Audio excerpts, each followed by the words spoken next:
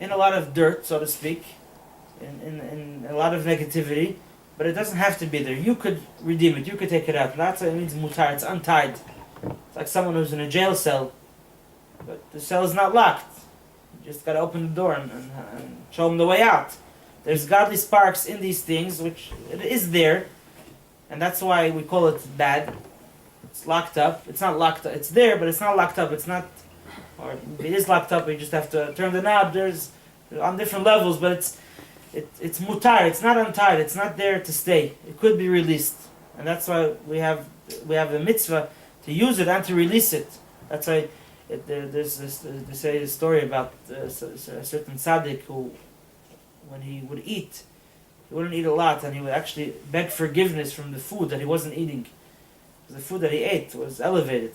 Other tzaddikim say about the Orach Chaim, very, very great tzaddik. He wrote a commentary on Chumash, which many Jews read every week.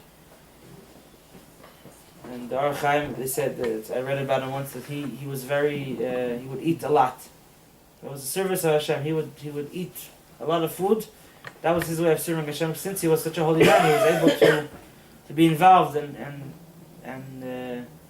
look out for more and more sparks to elevate. Not all but eating too much unhealthily isn't elevating the sparks. That's true, and also eating too much, even if it's healthily, it's not. But he was able to do it. He was capable. He was on that level. Also, the rabbis in Gemara, I remember the two of them. They were very large. When they used to stand, the cow would be able to cross under them. that. They were able to do somehow. There's some certain tzaddikim had that quality. They knew how to. Their job was to engage with the world as much as possible, and other tzaddikim, they had it on a less level, but it's never a Jewish ideal to separate from the world. It is a Jewish ideal to elevate the world, yeah. When we say the neshama comes from the klipa noga, are we talking about the animalistic soul? We're talking about the whole neshama? No, just animalistic soul. Oh, so what happens to the nefesh of the keys? It's not klipa, it's kedusha. So I'm saying, wait 1 second, but when you say a soul, we say nefesh, or do we say... So it's called nefesh elokit, the godly soul. No, I'm saying when it's mentioned in Tanya, what do we say? We say, what's the lotion that it's used? When the soul comes out, because we have... Usually we call the godly soul neshama, but it has all three levels. Right, so but I'm saying, we're saying the neshama comes from klipa noga. We say nefesh. The nefesh bahamis. Oh, only... And so, where is the... neshama come from? The godly soul. The godly soul. Godly soul so they come from different godly sources. Kedusha. Right. Yeah, what about ruach? Where is that come from? The whole nefesh. No. Nefesh, ruach, and neshama is not. No. That's Each soul has all three. Both souls have 3 levels. Both souls have 3 levels. Yeah. They have 5. Both souls have. The godly soul has 5 levels. The animal soul has 4 levels. Doesn't have Yechida, but it has a Chaya. There is also a concept similar to Yechida, which the animal soul has. That's interesting. That's a much deeper level. Huh? It's that concept that sometimes the animal soul is very stubborn, even if it's attacked and it's being countered, and it's still very stubborn. That's like the equivalent of Yechida. Well, let's not get into that. But it's not as strong as the Yechida. It just puts up a show. So this is all we have to know this in order to make the right decisions in life. What happens if we made mistakes? So if we made a mistake in the realm of using something kosher not for the sake of heaven, then it's a very simple remedy. The energy is there. It gave you energy.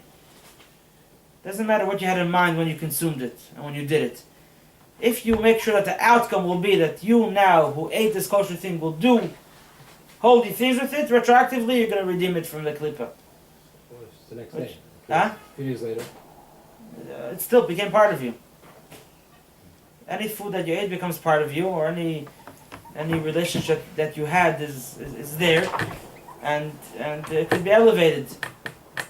Because nothing really. Sometimes you feel it in a more direct way, sometimes less, but it's always there. It didn't disappear.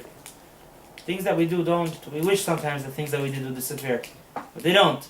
And the good side is that we could retroactively even use. the negative doesn't disappear. Everything stays. If you do tshuva, it doesn't. 1 second. So you could elevate. What happens if we made mistakes in the realm of the klippa? We had contact with the totally with things which are not kosher, the forbidden things. We ate not kosher food. We spoke about not kosher things. A person is in a not kosher relationship. God forbid. So this is a lot more complicated. It could be elevated. That's the power of teshuvah. The power of teshuvah. It's written that it says that the wisdom of the Torah and the nevuah and prophecy and another thing I don't remember now. We're asked what happens if someone sins. So one said someone who sins has to die. The other one said someone who sins has to suffer. I don't say someone who sins has to bring an offering, but when God was asked, what should someone who sinned do? He said, he should do teshuvah, which we translate loosely as repent, but it means to return. And it's there's a whole part of Tanya which is called the Igeres HaTeshuvah, the Epistle of Teshuvah, which teaches us how to do teshuvah, how to return, how to fix. That's a great gift that God gave us, that we could fix mistakes, even very, very bad mistakes. And when we do teshuvah, particularly a very high level of teshuvah, it's called teshuvah out of love. So we actually, in effect, we use the energy that was in the forbidden things to propel us to return to God. Because someone who was who went very, very far away from Hashem, when he decides to return to Hashem, he does it with very, very great power, with very great energy, with a lot of passion. And what created that passion? Why do I really want to get back close to Hashem? Because I sinned. So the energy that was in the klippa that was the sin that I did, that energy is actually, I'm using it now for holiness. It's propelling me to get close to Hashem. So that's the way you elevate even things which are negative. Obviously, you're not supposed to go and do that. It says the Talmud says that someone who's sinned and does teshuvah. So there's two levels of teshuvah. First level of teshuvah, which means the more practical thing, you stop doing what you shouldn't be doing. So then the transgressions become shagogas, things that were done by mistake. And the person does a higher level of teshuvah, his sins become mitzvahs. Rabbi Levi Liberow, he once met a Jew who was a big sinner. And he told him, I envy you. So he says, the Rebbe envies me. You know how many sins I did? He says, exactly so. Because you did so many sins, when you will do teshuvah, you're going to have so many more mitzvahs than I do. I never did so many mitzvahs like as much as sins that you did.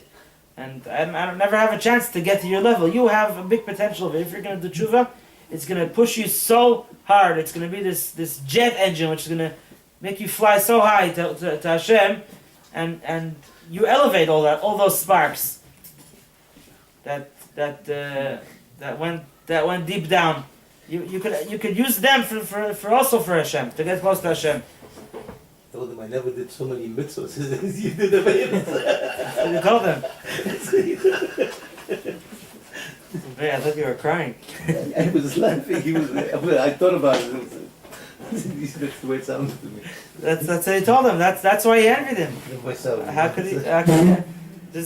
So that's the great power. It says that the transgressions done on purpose become zuchuyos, become merit, become mitzvahs. On purpose. Even on purpose. The first level of the tshuva makes it as if you did it by mistake, and the higher level of tshuva makes it into mitzvahs. Wow. Yeah, and then there is an exception, which also is not, it's every exception has an exception. Still hope, yeah. Yeah. One day I'm going to be a very holy man. You bet. We all. It's not a joke. It's serious business. Hashem would never allow us to fall into a ditch that we can't get out of. And not only that, God will never allow us to fall if we're not going to gain from it. There's no point of falling into a ditch and coming out of it. The point is, if you fall into the ditch and you come out of it, and you come out better, that's why God allowed it to happen. So if someone falls into a spiritual ditch, not only could he fix it, it's there to bring him to a higher place. Can't Can't jump in. jump in. You're not supposed to jump in. But if you jumped in, it means that God allowed you, at least He didn't get in your way. He let you fall If in. you fell in, if you fell in, fell nobody in- jumps in. That we know already. That's what He's saying. He's saying you're not allowed to, it says, although there's a lot of potential there, you're not supposed to jump in there. Uh, Person's but not things gonna are say- tricky. Sometimes you don't realize, and it's Right, so you Right, fall we in. definitely always fall. Yeah. Right. But the Accidentally, mistake was our no, no. mistake. God, he didn't. But He allowed. He allowed it. He allowed. He allowed it because That's He your- knows you're gonna gain from it in the long run, when you get back to your senses. Yeah, and even sometimes there's a case. And what happens when what happens when a person never does tshuva and he dies as a So he So comes why back. did- He comes back to do the tshuva. Huh? He comes back to the rule. He's gonna do it. No, I'm saying, but he's saying that God would never let you fall. He's saying The only that's reason- so. That's so. You mean you had a? It says lo yidach meno nidach. No Jew will be left behind, and nothing that a Jew did will ever be left behind. Of course, good things and even bad things that a Jew did, they're far. They're also not going to be left behind. And if a person doesn't do tshuva in this lifetime, will do it in another lifetime. When Mashiach comes, those who very soon, those who have to do tshuva, they're gonna have such remorse of their past. Those I mean, even if they are already dead, they'll be back alive, and they'll have everybody, everyone, every Jew, every Jew, even bad sinners. even bad sinners, even those that says certain people don't have a portion in the world to come. But that's something else. World to come is That's- Mashiach. Yeah. World to come, organism at different levels, but even the Rizal says that they don't have their own portion, but have a portion. It's, Interesting. everyone's in the fold. Something you could do. There is a certain case that Chazal say, what is it's a verse that says a wrongdoing that cannot be fixed. Till now we said everything could be fixed. Yeah. Definitely klipas naga, even through teshuva, even the worst klipas could be fixed. What if someone has karet? Can karet be undone? Through teshuva, yeah. What? If, Karet means you cut off. yeah, of course. Malchus in the times of the Beis Hamikdash, now But without come on, Malchus, spiritually. teshuva. Oh, it used to be whipping? Whipping will take off karet in That's certain cases. Yeah. It means you're cut off, no? Karet, yeah, means cut off. You can, Till you reach that time, you could. but you fix can it. do, but you could You have a recover. chance. So it's, But that's discussed in the Geras HaTshuva, the whole concept of karet. And so what's a wrongdoing that cannot be fixed? How many times can you do the tshuva? Huh? As many- As much as you want. On the same sin? There's, On the same sin? if you do the Oh, tshuva, it's Hashem, meant to be only Hashem once. never gives up on you. Never ever. It's meant to be only once. Yeah, but if you do it again, So as much as you want, as much as But you, again, you as did it you As need. much as you need. You did it accidentally by letting gates of water in, or listen to. Again, a Jew doesn't do anything. So one of the, I don't remember who it was. He said, Hashem, you have complaints from the Jewish people. Take away the Yitzhar, you'll see how sweet they are. Hashem put the Yitzhar. It is his fault in a sense. There is always that. If there's no Yetzirah, we would still have free will? We would, but it wouldn't. Not really. It wouldn't. No, we wouldn't. We would have it, but we just wouldn't have choices. Right. We have power of So we choices, not wouldn't. choices. So what's something that cannot be fixed? So the example is someone who was in a forbidden relationship and he bore a child from that relationship. There's another example which is not as severe, worse, which is the idea of wasting seed.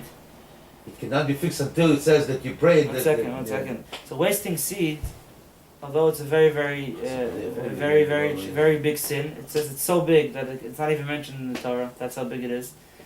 But wasting seed, since the seed was wasted, left you, but it wasn't received by something negative, or not as strong. So very strong teshuvah could fix it.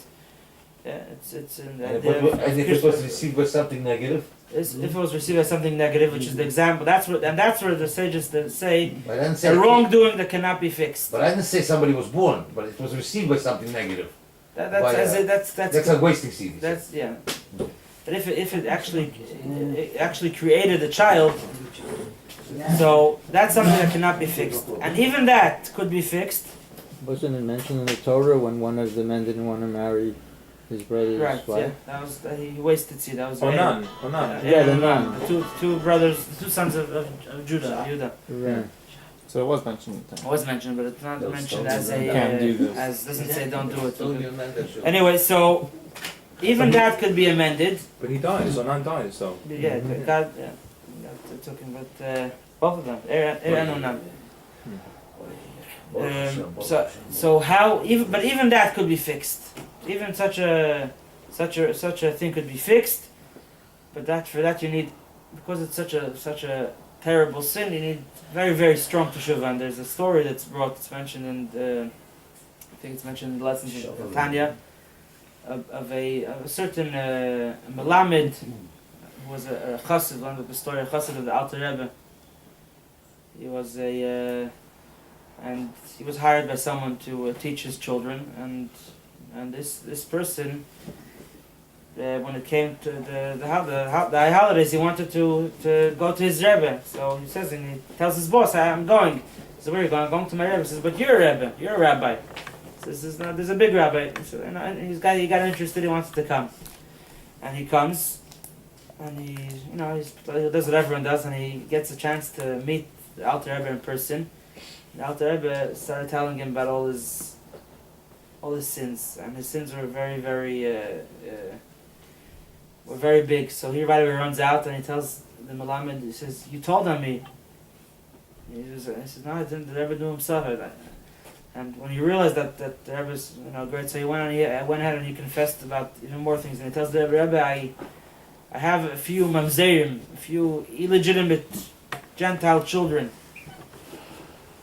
that I gave birth to. What do I do? And he really wanted to do teshuvah in a very strong way. So the Alter Rebbe gave him a certain tikkun. He told him to when he comes back home, he should go into the snow. It was in the winter, totally undressed, and say the entire Tehillim in the snow, and not to stop. And even if it gets Unbearable or whatever. unbearable, and he went ahead and did it, and they kept coming back to see if he's going to survive. And he's saying Tehillim with great kavanah, and he had his family, they would sell vodka, and suddenly he lived in like a little village. There was a pirates In Russia? in Russia, yeah. You hit the spot. And the pirates, while he's saying Tehillim, they hear the family of the pirates came to buy vodka by the Russians, and someone dies. At the funeral they drink. Is there such a thing? Or after the Listen, whatever. They always drink. Before and after sort of a custom. especially So they when something bad happens, what else do you do? I mean, something. they come and say the pirates' child died, and they came to buy mashke. And this was actually his child from the pirates' wife. And he's in the middle of the Tehillim, and they tell him this, and he continues to say, and by the time he finished Tehillim, during the preparations for the funeral of one child, the other child, half of the village. some sort of a piece of wood or something fell and killed the second child, and he knew that his tshuva was accepted. Now people sometimes say, it's not fair. The child. That's one way it happens. Sometimes it could happen that these children become ger tzedek, become righteous converts. What does paritz mean? Pirates is like a landowner. A rich goy means, yeah. So even such a sin could be elevated. It's not as easy. So And painful. I'll He lost children, even though they weren't. that's right. They weren't legitimate, and Of course, no. and there's a few such stories, but it's very tough, and obviously you don't want to kill anyone. What about Shavim? Shavim is for Zel Vatala, so it's a Right. tikkun. Anyway, we'll just end with one point about Teshuvah. The Alter Rebbe says about Teshuvah. Sometimes you have to fast. In our generations, so he says those who can't fast, and it means that all of us should instead of fasting should give tzedakah, the money that of what you would have eaten. If you give it to tzedakah, it's as if you fast. So they say once they were teaching Tanya, and they learned this. So one of the students asked, "What happens if you don't have money?" He says, "If you don't have money, if you can't afford it, don't sin." Right. Very nice. How much is I think we need one more person. Okay. Oh, well, Ooh. I don't count. That's why you came in. No, I counted before. Then I forgot that you came in. Okay. Okay. No. Of course. It's my job. Very nice. Very nice. Camera? One time a cop stopped